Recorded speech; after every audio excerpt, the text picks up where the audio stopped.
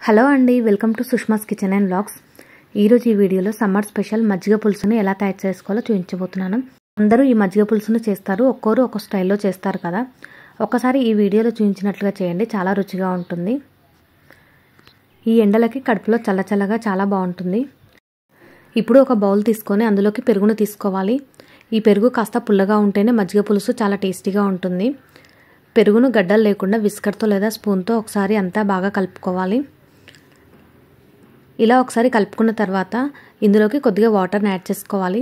మజ్జిగ అనేది మనకు చిక్కగా పల్చగా దాన్ని బట్టి కావలసినన్ని వాటర్ యాడ్ చేసుకోవాలి. ఇప్పుడు ఒక మిక్సర్ జార్ తీసుకొని అందులోకి కారంకు తగ్గట్టుగా ఒక 3-4 పచ్చిమిర్చి, ఒక 1/2 ఇంచు అల్లం ముక్కను తీసుకోవాలి. అందులో ఒక 5-6 పుదీనా ఆకులు వేసుకొని గ్రైండ్ చేసుకోవాలి. ఈ గ్రైండ్ చేసుకున్న పేస్టును మజ్జిగలో వేసుకోవాలి. ఇందులోకి తగినంత ఉప్పు, ఒక ఉల్లిపాయను ఇలా చిన్న ముక్కలుగా కట్ చేసుకొని వేసుకోవాలి. ఇదంతా కూడా ఒకసారి బాగా కలుపుకోవాలి. ఉల్లిపాయను ఇలా పచ్చిది వేయడం ఇష్టం లేకపోతే మీరు పోపులో లైట్గా వేయించుకొని కూడా వేసుకోవచ్చు.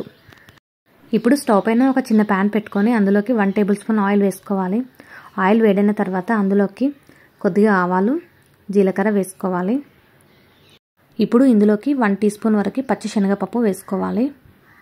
ఇవి కాస్త ఫ్రై అయిన తర్వాత ఒక రెమ్మ కరివేపాకు, 2-3 ఎండుమిర్చి వేసుకోవాలి. 1/2 టీ స్పూన్ పసుపు వేసుకొని స్టవ్ ఆఫ్ చేసి ఈ పోపును మజ్జిగలో కలుపుకోవాలి. ఒకసారి అంతా బాగా కలుపుకొని టేస్ట్ చూసుకున్నాక సాల్ట్ ఏమైనా సరిపోకపోతే కనుక అడ్జస్ట్ చేసుకోవచ్చు. ఇంతేనండి, చాలా సింపుల్గా కేవలం 5 నిమిషాలలో ఈ మజ్జిగ పులుసును తయారు చేసుకోవచ్చు. ఈ మజ్జిగ పులుసుతో తినడం వలన కడుపులో చల్లగా ఉంటుంది. ఈ వీడియో నచ్చినట్లయితే కనుక please like, share and subscribe my channel. Thank you.